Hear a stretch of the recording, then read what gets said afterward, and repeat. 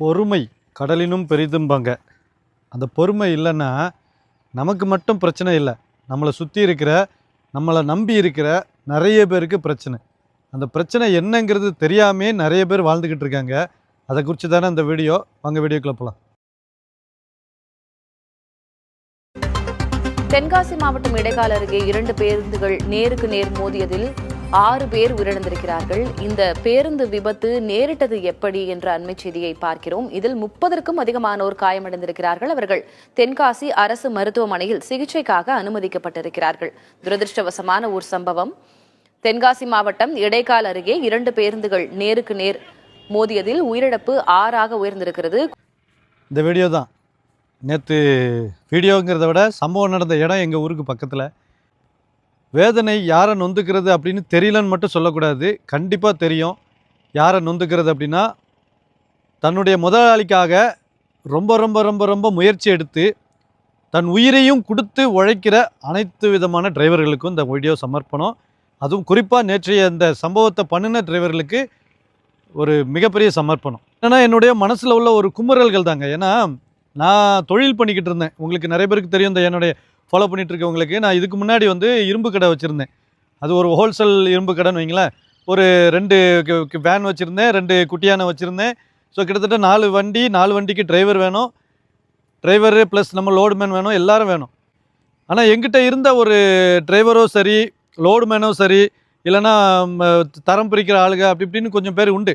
ஒரு 7-8 பேர் வரைக்கும் நான் வச்சு வியாபாரம் பண்ணிட்டு இருந்தேன். ஒரு நாளும் உழைச்ச மக்களுக்கு அவங்களுடைய கூலியை குறைச்சி கொடுக்கக்கூடாது, அவங்கள என்றைக்குமே ஏமாற்றக்கூடாது, அவங்களுடைய கணக்கு வழக்கில் நம்ம கை வைக்கக்கூடாது அப்படிங்கிறது எங்கள் தகப்பனார் எங்களுக்கு சொல்லிக் கொடுத்தது. நாங்கள் அதுபடி தான் இது வரைக்குமே வாழ்ந்துக்கிட்டு இருக்கோம். நிறைய தொழிலாளிகளுக்கு நாங்கள் நஷ்டப்பட்டாலும் சரி அவங்களுக்கு சம்பளத்தை கொடுத்துக்கிட்டு இருக்கோம். ஆனால் எங்ககிட்ட இருக்கிற தொழிலாளிகள் பெரும்பாலும் என்ன பண்ணுவாங்க அப்படின்னா, குறிப்பாக டிரைவர்மார்கள் என்ன பண்ணுவாங்கன்னா, இந்த டீசல் திருடுறதுலாம் நடக்காது. ஏன்னா நானுமே டிரைவரு, நானுமே ஹெவி லைசன்ஸ் வச்சுருக்கேன். நான் போகக்கூடிய ஒரு இடத்துக்கு தான் அவங்கள அந்த மில்லுக்கு அனுப்புவேன். அப்போ அவங்க வேறு விதமான திருட்டுகளை பண்ணுறது, வேலைகளை நமக்கு வச்சு செலவுகளை இழுத்து வச்சிடுறது. அங்கே ஆர்டிஓ என்னையை மாட்டிட்டாங்க, பிடிச்சிட்டாங்க, போலீஸ்காரங்க பிடிச்சிட்டாங்க, எனக்கு அட்வான்ஸ் வேணும் அப்படி இப்படின்னு சொல்லி ஏமாத்துறது. நம்மகிட்ட வேலை பார்க்குறவங்க கூட நம்ம நல்லா உண்மையாக அவங்கக்கிட்ட நல்ல சம்பளத்தை கொடுத்தா கூட பெரிய அளவில் நமக்கு சப்போர்ட் கொடுக்கறதில்ல. இன்னும் சொல்லப்போனால் நம்ம இரும்பு கடைங்கும் போது தொழில் கொஞ்சம் திருட்டுத்தனமான ஒரு விஷயங்கள்லாம் நிறைய நடக்கும். அப்போ எங்கள் வீட்டு கடையில் இருக்க பொருளையே திருடிட்டு போகிறது, இப்படி நிறைய நடக்கும். அப்புறம் பணத்தை சரக்கு மாற்றி மாற்றி சொல்கிறது, இப்படி நிறைய நடந்து எங்ககிட்ட தொழிலாளிகள் அந்த அளவுக்கு சப்போர்ட்டாக இருக்கவே இல்லை. அதனால தான் குறிப்பாக நான் கூட இந்த தொழிலை வெளியே வந்தேன். நம்ம உழைச்சி நம்ம புறா சம்பளத்தையும் வருமானத்தையும் அவங்களுக்கு கொடுத்த மாதிரி இருக்க, அப்படி இருந்தும் அவங்களுக்கு ஒரு நன்றி இது இல்லையே, ஒரு விசுவாசம் இல்லையே அப்படின்னு சொல்லிட்டு நாங்கள் தொழிலை விட்டேன்.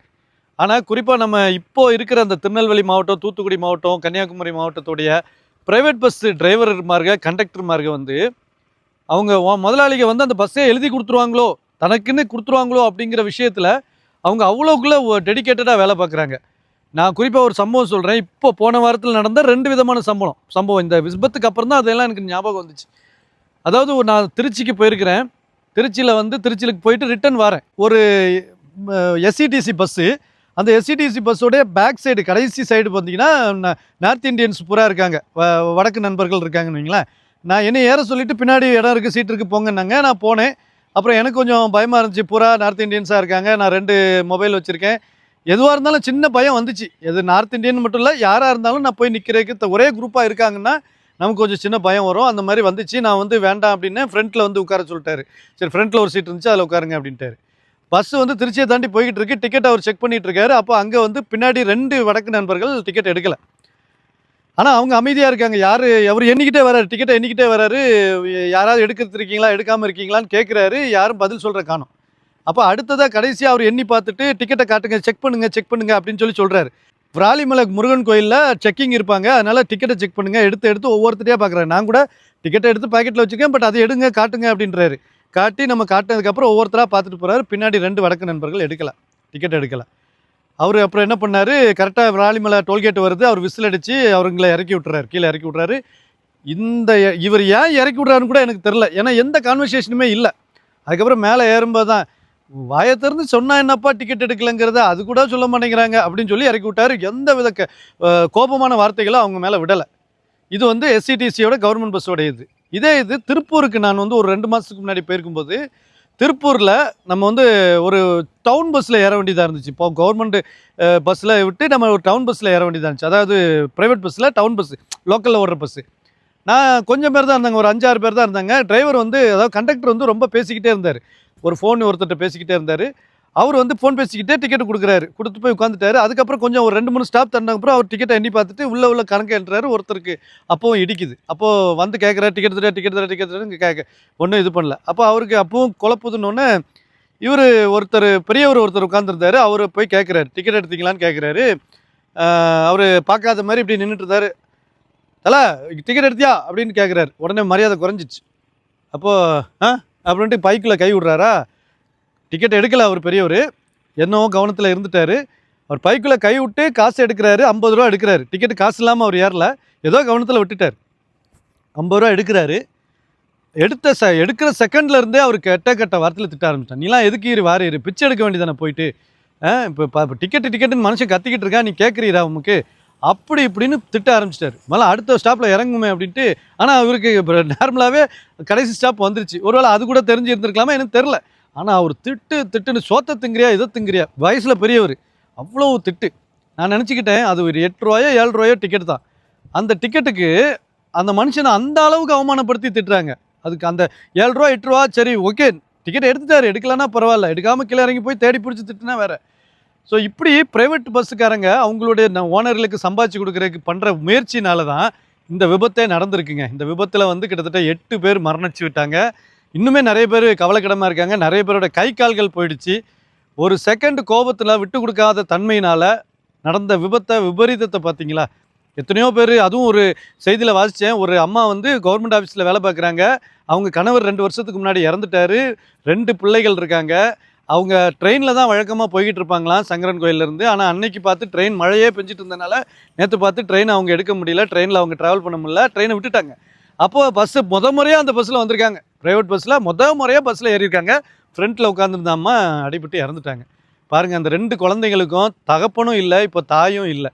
உங்களோட கோபத்துலேயும் உங்களுடைய வீரத்துலேயும் உங்களுடைய திறமை, உங்களோட அதீத திறமையிலையும் நடந்த காரியத்தை பார்த்தீங்களா. எத்தனையோ பேர் உயிரை இழந்து, அவங்களுடைய உறவுகளை இழந்து, வேதனைக்கு வருஷம் முழுக்க நீங்கள் வந்து ரெக்கவர் ஆகி போயிடுவீங்க, ஃபீஸை கட்டிட்டு போயிடுவீங்க. இல்லைனா 8 பேருக்கு உண்டான நஷ்டஈடு இன்சூரன்ஸில் கிளைம் பண்ணி கொடுத்துட்டு போயிட்டே இருப்பீங்க. ஆனால் உறவுகளை இழந்த குழந்தைகள், உறவுகளை இழந்த உறவினர்கள் என்ன பண்ணுவாங்க? அவங்களுடைய வேதனை நினச்சி பார்த்தீங்களா. டிராஃபிக்கில் வந்து ரொம்ப விட்டு கொடுக்குற ஒரு விஷயம் இல்லாமல் போயிடுச்சிங்க. ரோட் ரேஜ் அப்படிங்கிறது நிறைய நடந்துகிட்ருக்கு. எனக்குமே நிறைய நடக்குது. நானுமே கோவப்பட தான் செய்கிறேன்.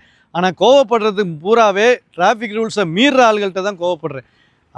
நானும் டிராஃபிக் ரூல்ஸை மீறக்கூடாதுங்கிற ஒரு விஷயத்தில் நான் ஆரம்பத்தில் சின்ன வயசில் அப்படி ஓட்டினேன் இருக்கலாம்.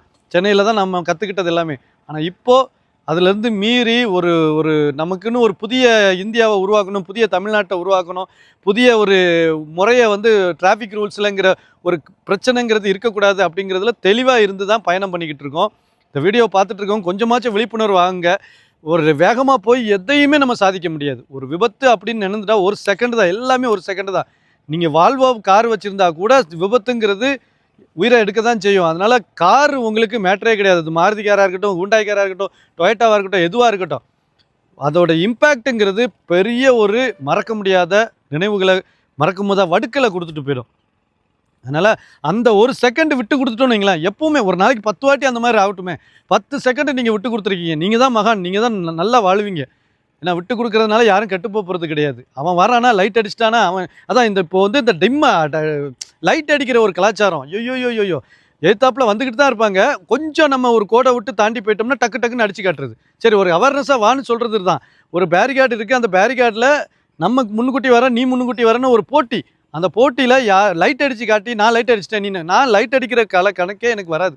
எனக்கு அது எதுக்காக லைட் அடிக்கிறாங்கன்னு எனக்கு வந்து அதை புரிய மாட்டேங்குது. அதனால் நான் லைட் அடிக்கிற விஷயத்தை செய்கிறதே கிடையாது. அதனாலே நான் நிறைய பாதிக்கப்பட்டிருக்கேன். இருந்தாலும் இன்னும் நிறைய விஷயங்கள் நம்ம வந்து மாறணும். வண்டி பிரேக்கிங் அப்படிங்கிற ஒரு விஷயம் நம்ம என்னதான் ஏபிஎஸ்சி அது இதுன்னு நிறைய இருந்தாலும் வண்டிக்குன்னு ஒரு பொசிஷன், ஒரு ஸ்பீடு இதெல்லாமே இருக்குது. இதை தாண்டி தான் உங்களுக்கு இதாகும். இப்போ இது கூட தூத்துக்குடியில் ஒரு சில நாட்களுக்கு முன்னாடி மருத்துவ மாணவர்கள் அப்படியே வண்டி ஸ்கிட் ஆகி மரத்தில் போயிடுச்சு. அவங்க 3 பேரும் அந்த இடத்துல இறந்துட்டாங்க. இப்படி இறப்பு அப்படிங்கிறது ஒரு விபத்தில் 100% இருக்கும். நீங்கள் அதை தெரிஞ்சுக்கிடுங்க. ஒரு விபத்து நடந்தால் வண்டியில் தான் அடிபடும், நம்ம சேஃபாக உள்ளே இருக்கோம், காருக்குள்ளே உட்காரோம், பஸ்ஸுக்குள்ளே உட்காந்துருக்கோம் அப்படின்னு நினைக்கவே கூடாது. விபத்துங்கிறது எந்த பெரிய மிஷினாக இருந்தாலும் அதை தூள் தூளாக நொறுக்கி போட்டு நம்மளை அப்படியே பிச்சு தூக்கி தூர எறிஞ்சிரும். நீங்கள் எப்போ வண்டியை ஓட்டினாலும் நமக்கு இன்னைக்கு விபத்து நடந்தால் என்ன ஆகும் அப்படிங்கிற ஒரு கேள்வியோடையே நீங்கள் வண்டி ஓட்டுங்க. அந்த கேள்வி கண்டிப்பாக உங்களுடைய அவேர்னஸை, உங்களுடைய ஒரு ஒரு இதுவை வந்து உங்களுக்கு அலர்ட் கொடுத்துக்கிட்டே இருக்கும். இப்படி ஆகிட்டா என்ன பண்ணும், அது அவன் இப்படி வந்துட்டா என்ன பண்ணும். இப்போ இதெல்லாம் நம்ம நல்லா ஓட்டினாலும் அடுத்து வர்றவனாலையும் நமக்கு பிரச்சனை இருக்கும். இப்போ இந்த பஸ்ஸு பாருங்கள், 2 பஸ்ஸு போய்கிட்டு இருக்கு, 3ஆவதாக ஒரு பஸ்ஸு வந்து ஓவர்டேக் பண்ணுறேன்னு சொல்லிட்டு இடித்து அது நாசம் பண்ணி விட்டாங்க. இது எதுக்கு? ஒரு ஒரு ஓனருக்கு சம்பாதிச்சு கொடுங்க அந்த 10 ரூபா 20 ரூபா, இது வந்து ஒரு லட்சக்கணக்கில் சம்பாதிச்சு கொடுக்க போகிறது இல்லை. ஏன்னா அந்த பஸ்ஸு அன்றைக்கி அந்த ட்ரிப்பு ஓடி முடிச்சா 2000 ரூபா 3000 ரூபா ஓனருக்கு லாபம் நிற்க போகுது. உங்களுக்கெல்லாம் சம்பளம் கொடுத்து போய் 2000 ரூபா நிற்க போகுது. இது என்ன இருக்குது? நிறைய பஸ் டிரைவர், நான் வண்டி லாரி வச்சுருக்கும் போது எங்கள் காயல்பட்டினத்துக்குள்ளே கூட நிறைய ப்ரைவேட் பஸ் டிரைவர்கள் டீசலை திருடி எங்கிட்ட கொண்டு வந்து விற்கிறதுக்கு வருவாங்க. தயவு செஞ்சு கையெடுத்து கும்பிட்டு நான் அனுப்பி விட்ருவேன். போயிட்டு வாங்கப்பா, இதெல்லாம் வாங்க மாட்டேன், நான் பெட்ரோல் பங்கில் டீசல் போட்டுக்கிறேன் அப்படின்னு சொல்லி அனுப்பிடுவேன். அப்போது இந்த மாதிரி டீசல் திருடுறவங்க தான் உங்ககிட்ட வேலைக்கு இருக்காங்க. ஆனால் நீங்கள் என்ன நினைக்கிறீங்க? டைமிங்க்கு ஓட்டி, டைமிங் என்னையா டைமிங்கு? உங்கள் பஸ்ஸில் இருக்கிறவங்கெல்லாம் ரொம்ப ஒரு கணக்காக வண்டி ஒரு தொழிலை பண்ணணும், ஒரு வேலைக்கு போகணும், ஒரு வீட்டுக்கு போய் சேரணுன்ட்டு ஏறுறவங்க கிடையாது. நல்லா அழகாக நீங்கள் பாட்டு போட்டு விட்டுருக்கீங்க, அந்த பாட்டை ரசிச்சுக்கிட்டே போய் அவங்களுடைய வேலைகளை செய்கிறதுக்காக தான் அவங்க வர்றாங்க, உங்கள் பஸ்ஸில் ஏறுறாங்க. அவங்கள கொண்டு போய் வேகமாக வீட்டில் கொண்டு வேகமாக ஆஃபீஸில் கொண்டு வேகமாக ரயில்வே ஸ்டேஷனில் கொண்டு விடணும்னு உங்கள்கிட்ட கேட்கவே இல்லை அவங்க. ஏன் அவ்வளோ வேகம்? எங்கள் ஊர்லேயும் ஒரு பஸ் இருக்குது, கண்டிப்பாக அந்த பஸ் ஏற்கனவே நிறைய விபத்துக்களை சிக்கிருச்சு. அதுக்கு பேரே வந்து மரண விலாஸ். அந்த பஸ்ஸுக்கு பேரே திருநெல்வேலியிலேருந்து திருச்செந்தூர், திருநெல்வேலியும் மாறி மாறி போய்கிட்டு இருக்கோம். ஒரு நாளைக்கு ஏகப்பட்ட ட்ரிப் அடிப்பானா, மற்ற எந்த பஸ்ஸை விட அவன் தான் அதிகமாக ட்ரிப் அடிப்பானா. அந்த பஸ்ஸுக்கு பேரே மரண விலாஸ். நான் ஒரு வாட்டி தெரியாதனமா அதில் ஏறிட்டேன். ஓட்டு பார்த்தீங்கன்னா ஐயோ, அந்த வெஸ்ட் பெங்கால் அந்த பக்கம்லாம் அஸ்ஸாம்லலாம் ஓட்டுவாங்கள்ல, அந்த மாதிரி அடி பொலியாக ஓட்டுறாப்புல. அதுவும் அடிக்கடி விபத்து நடக்குது.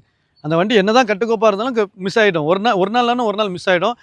சரி, அவர் விபத்தில் சிக்குதோ இல்லையோ, அவர் ஓட்டுறது அந்த வண்டி இப்போ வந்துட்டாலே பல பேருக்கு ஹார்ட் அட்டாக் வந்துடுது தனியாகவே. அப்படி தேய்ச்ச மாதிரி போகிறது, பயமுறுத்துறது, ஹார்ன் அடிக்கிறது, இந்த மாதிரி நிறைய விஷயங்களை பண்ணுறாங்க.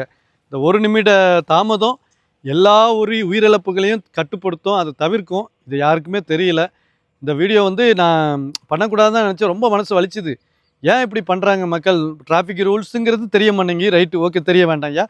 உனக்கும் அடிபடும்ல, உனக்கும் உயிர் இருக்குல்ல, உனக்கும் கைகால் போகும்ல, அந்த ஒரு பயத்துலையாவது வண்டி ஓட்ட வேண்டாமா? என்ன டிராஃபிக் ரூல்ஸை பார்த்து தான் ஓட்ட வேண்டாம்? ஒரு சிவிக் சென்ஸுங்கிற ஒரு விஷயம் இருக்க வேண்டாம்? உனக்குன்னு ஒரு பயம் வேண்டாமா? உனக்குன்னு ஒரு டிரைவர்மார்களுக்கு நான் கேட்டுக்கிறது அதான். உங்களுக்குன்னு ஒரு பயத்தை வச்சுக்கிடுங்க. என்றைக்குனாலும் உங்கள் உயிர் ரோட்டில் போவோம் அப்படிங்கிற எண்ணத்தில் நீங்கள் ஓட்ட வேண்டாம். என்றைக்கு இருந்தாலும் நம்ம பிள்ளை குட்டியோடு நம்ம வாழணும். இந்த தொழில் எடுத்ததுனால நம்ம சாகணும் அப்படின்னு கிடையவே கிடையாது. நானும் அப்படி நிறைய நினச்சிருக்கேன். சின்ன வயசுலலாம் எனக்கு வந்து மரணம்னு ஒன்று இருந்தால் சாலையில் தான் இருக்கும் போல இருக்குது. ஒன்று சாலையில், இல்லைன்னா ஹார்ட் அட்டாக் அப்படின்ற மாதிரி நிறைய நாங்கள் இப்போ நெகட்டிவ் திங்ஸ்லாம் இருந்துச்சு. இப்போ நெகட்டிவ் திங்கே கிடையாது. வாழணும், எல்லாருமே நல்லா வாழணும். அதே மாதிரி நம்மளை வச்சு நிறைய பேர் நல்லா வாழணும். நம்மளுடைய கட்டுப்பாட்டில் இருக்கிறாங்க, நம்மளை வந்து நம்ம தான் பொறுப்பு அவங்களுக்கு. அப்படிங்கும்போது அந்த பொறுப்பை நம்ம கரெக்டாக பாதுகாப்பாக அவங்கள வந்து கரை சேர்க்கணும் அப்படிங்கிறதுல நான் ரொம்ப தெளிவாயிட்டேன். கண்டிப்பாக வண்டி ஓட்டுற எல்லாருக்கும் மிகப்பெரிய வேண்டுகோள், பொறுமையாக ஓட்டுங்க. நீங்கள் வேகமாக போனாலும் அடுத்தவங்க மேலே கோவப்படாதீங்க. ஒருத்தங்க தப்பு பண்ணாலும் அவங்கக்கிட்ட அவங்க இப்படித்தான் அப்படின்னு சொல்லி விட்டுட்டு போயிடுங்க. அவங்கக்கிட்ட ரோட் ரேஜ் இருக்காது. ஒரு வாட்டி அவங்கள கட் பண்ணி விட்டுட்டிங்கன்னா திருப்பி வந்துட்டு அவங்க உங்களை அட்டாக் பண்ண பார்க்குறாங்க. ஹைவேயில் ஒரு சின்ன பயம் கூட இல்லை, அவங்கள கட் பண்ணி விடணுங்கிற எண்ணத்தில் நிறைய பேர் ஓட்டுறாங்க. அதெல்லாம் தவிருங்க. டிரைவர்மார்களே கேட்டுக்கிறேன், தயவு செஞ்சு நம்ம நாட்டில் இறப்பு விகிதத்தை குறைக்காட்டாலும் இந்த மாதிரி விபத்துக்களாக குறைங்க. இறப்பு விகிதம் கண்டிப்பாக உங்களை மாதிரி ஆன ஆட்களால் இருந்துக்கிட்டு தான் இருக்குது. நீங்கள் தயவு செஞ்சு ஓட்டும்போது பொறுமையாக ஓட்டுங்க. உங்களை நம்பி தான் நாங்கள் வாரோம். எங்களை பாதுகாத்து வழி நடத்துங்க.